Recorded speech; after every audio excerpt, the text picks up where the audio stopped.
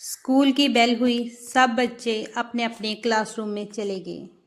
अली भी अपनी क्लासरूम में आया और आकर अपनी सीट पर बैठ गया। अली कुछ परेशान लग रहा था। जब टीचर आई, सब बच्चे अपना अपना होमवर्क चेक करवाने लगे।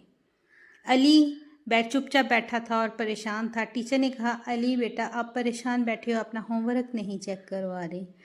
अली ने कहा, मैम, मैंने रात को होमवर्क किया था, लेकिन मेरी नोटबुक नहीं मिल रही। लगता है मैंने अपनी नोटबुक कहीं खो दी है या मैं घर में भूल गया हूँ। टीचर ने कहा, कोई बात नहीं बेटा, अगर आज आप भूल गए हो तो कल आप ले आना। टीचर प्यार से कहकर चली गई। तो अली को याद आया कि वो तो अपना होमवर्क करना ही भूल गया था। रात को जब वो पढ़ने के लिए बैठा, कापियाँ किताबें खोली तो वो वीडियो गेम खेलने लगा और वीडियो गेम खेलते खेलते ही उसको नींद आ गई।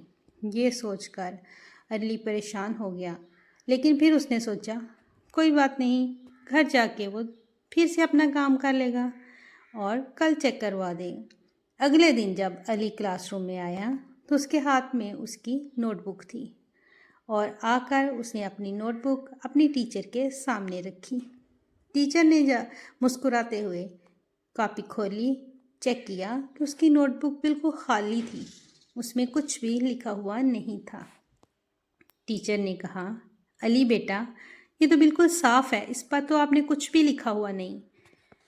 टीचर ने कहा, अली बेटा, जब आप झूठ बोलते हो तो आप दूसरों को नहीं, खुद को धोखा दे रहे होते हो। झूठ बोलना बुरी बात है।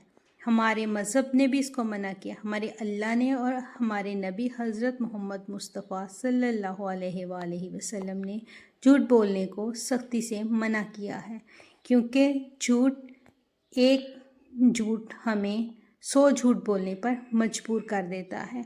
इसलिए कभी भी झूठ नहीं बोलो। एक मोमिन कभी भी झूठ नहीं बोलता।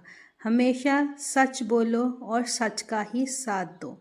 झूठ वक्ती तौर पर तो आपको बचा लेता है, लेकिन हमेशा के लिए आपको नहीं बचाता। लेकिन आप जब सच बोलते हैं तो वक्ती तौर पे थोड़ा सा आप परेशान होते हो, लेकिन हमेशा की परेशानी से बच जाते हो।